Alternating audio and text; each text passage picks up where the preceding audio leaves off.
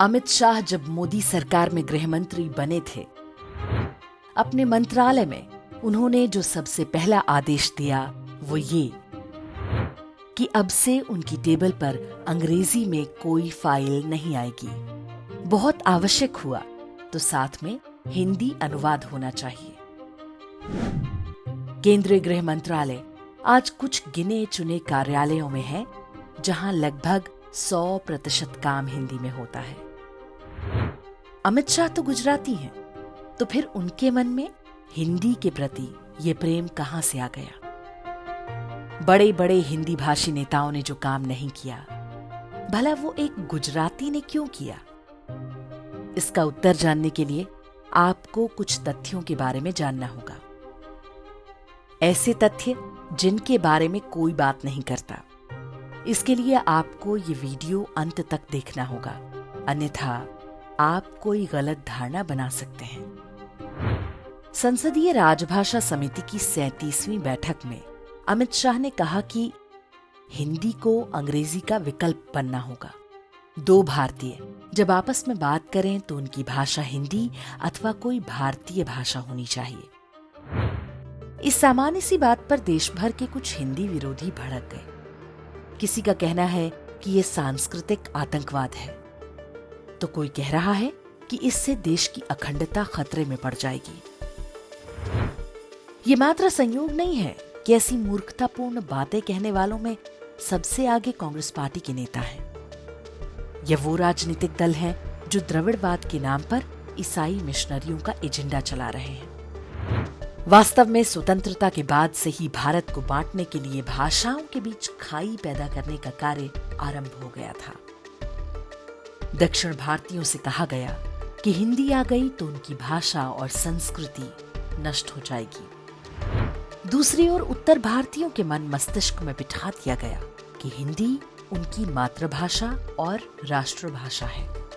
जैसी हिंदी हम बोलते हैं वैसी ही तमिलनाडु और कर्नाटक के लोगों को भी बोलनी चाहिए। यदि किसी की हिंदी कुछ अलग है तो हमें उनकी हंसी उड़ानी चाहिए।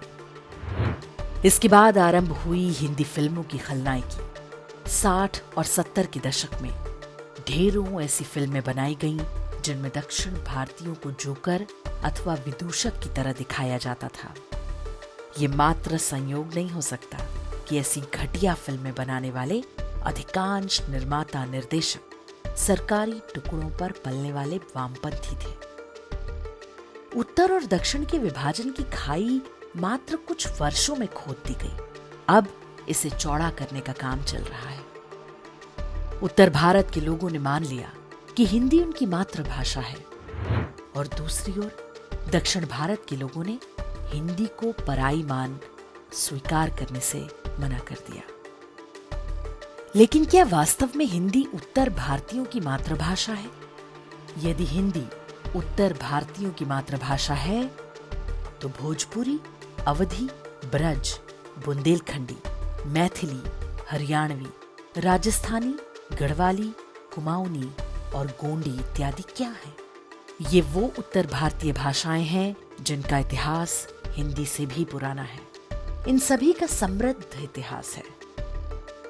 गोस्वामी तुलसीदास ने जो रामचरितमानस लिखी है वो भी हिंदी में नहीं बल्कि अवधी में लिखी है। छत्रपति शिवाजी महाराज और महाराजा छत्रसाल की वीरता का वर्णन करने वाले कवि भूषण ने भी हिंदी नहीं बल्कि ब्रज भाषा में अपने साहित्य की रचना की है। भोजपुरी तो एक ऐसी भाषा है जो सही अर्थों में अंतर्राष्ट्रीय है। ये आधा दर्जन से भी अधिक देशों में बोली और समझी जाती है। नेपाल और फिजी में भोजपुरी को संवैधानिक मान्यता है, जबकि भारत में भोजपुरी और ऐसी ढेरों समृद्ध भाषाओं को हिंदी की बोली बताकर किनारे लगा दिया गया। आज जो आधुनिक हिंदी हम देखते हैं उसका इतिहास मात्र लगभग 200 वर्ष पुराना है। हिंदी के मानक शब्द गढ़ने वालों में अधिकांश अहिंदी भाषी लोग हैं। इनमें बाबूराव विष्णु पराड़कर, वीर सावरकर जैसे मराठी भाषी और कई बांग्ला और ओडिया साहित्यकार थे। हिंदी के सबसे बड़े समर्थक गांधी जी गुजराती थे। तो क्या हम कहें कि उन सभी ने हिंदी भाषा गढ़कर उत्तर भारतीयों पर थोप दी? वास्तव में ऐसा नहीं है। हिंदी को आधुनिक स्वरूप देने वालों ने जो भाषा गढ़ी थी वो सही अर्थों में अखिल भारतीय थी। इसका अपना व्याकरण था। शब्द संस्कृत और अन्य भारतीय भाषाओं से लिए गए थे। लिपि देवनागरी थी। कुल मिलाकर एक ऐसी भाषा जिसे पूरे देश में लोग समझ सके।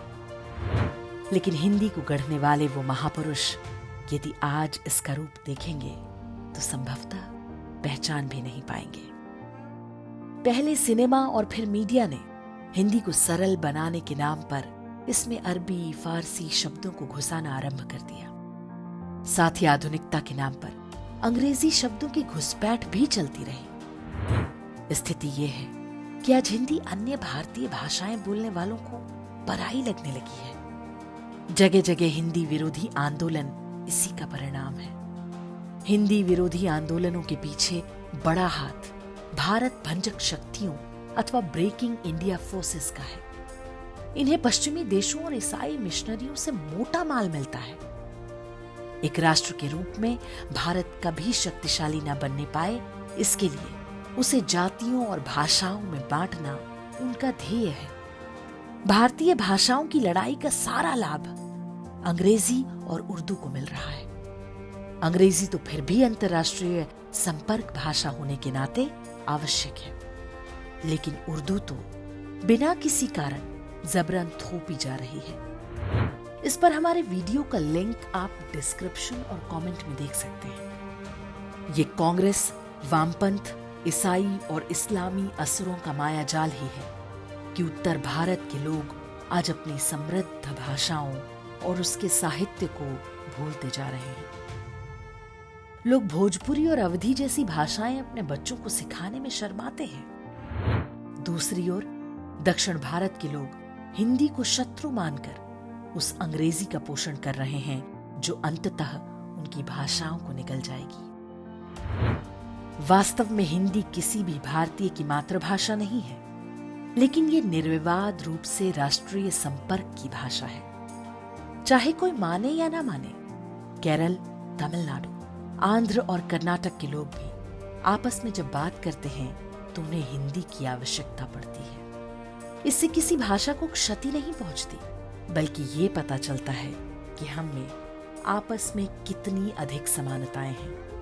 पर्दे के पीछे से काम कर रही भारत विरोधी शक्तियां यही होने नहीं देना चाहती। हिंदी के हित के लिए आवश्यक है कि उत्तर भारतीय राज्यों के लोग इसे अपनी मातृभाषा मानना बंद करें और असली मातृभाषाओं को स्वीकार करें। अपनी मां को छोड़कर किसी अन्य की गोद में बैठ जाना हमारी सामूहिक मूर्खता है।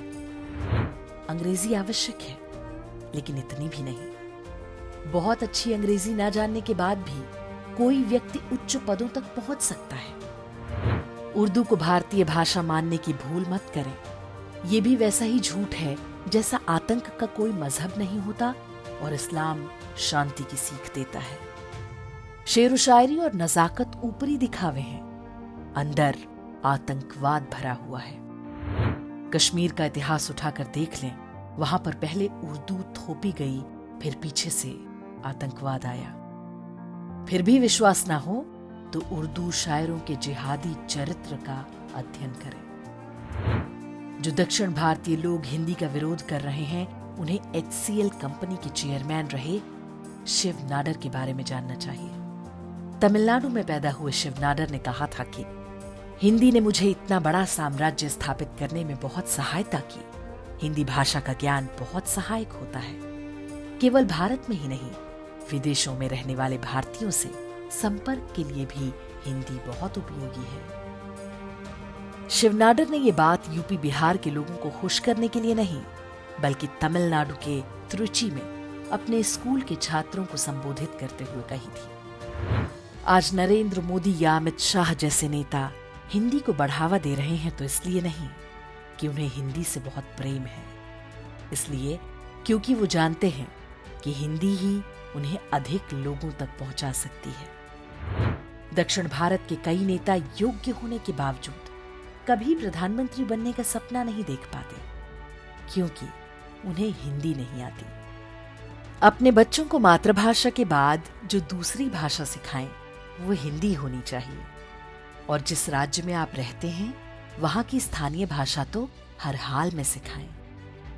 रही बात हिंदी थोपने की, तो विश्वास रखें कि जो भाषा इतने दशकों में भोजपुरी, अवधी, ब्रज और मैथिली को नहीं खा सकी, वो तमिल, तेलुगु, कन्नड़ या मलयालम को क्या खाएगी।